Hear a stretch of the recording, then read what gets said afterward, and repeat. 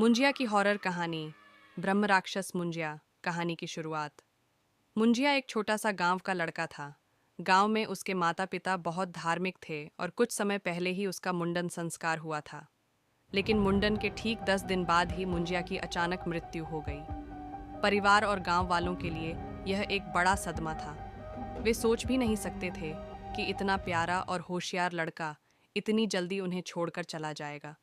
गांव के बड़े बुजुर्ग कहते थे कि जो लड़के मुंडन के तुरंत बाद मरते हैं वे ब्रह्म राक्षस बन जाते हैं, जो जंगलों में भटकते हैं और इंसानों को सताते हैं। पहले तो किसी ने इस बात को गंभीरता से नहीं लिया, लेकिन मुंजिया की मौत के कुछ ही दिन बाद गांव में अजीब घटनाएं होने लगीं। गांव में अजीब घटनाएं। रात को गांव के पास वाले जंगल से अजीब सी आवाजें आने लगीं। लोगों का कहना था कि उन्होंने जंगल के किनारे एक बच्चे को देखा है जो बिल्कुल मुंजिया जैसा दिखता है, पर उसकी आंखें लाल थीं और चेहरा बहुत डरावना। धीरे धीरे गांव के जानवर गायब होने लगे। एक रात गांव के एक आदमी ने दावा किया कि उसने मुंजिया को देखा है और वह अब ब्रह्म राक्षस बन गया है। जंगल की दहशत।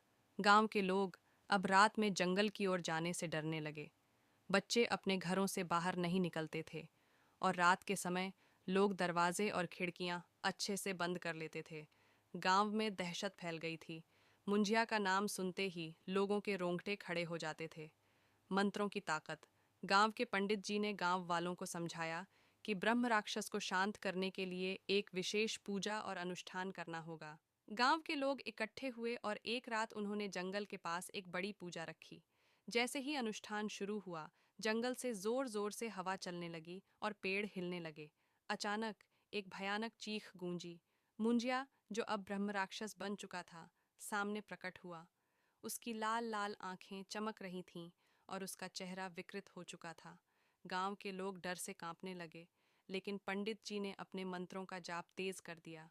धीरे धीरे मुंजिया का शरीर ठंडा पड़ने लगा और उसकी लाल आंखें फीकी पड़ने लगीं। ब्रह्म राक्षस की मुक्ति।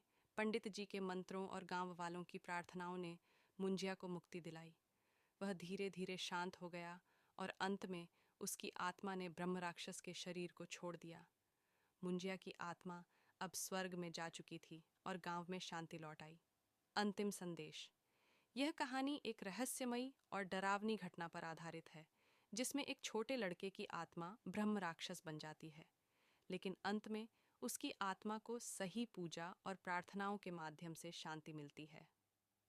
कहानी यह सिखाती है कि चाहे कितनी भी बड़ी दहशत क्यों न हो, सही ज्ञान और ईश्वर की भक्ति से हर समस्या का समाधान हो सकता है।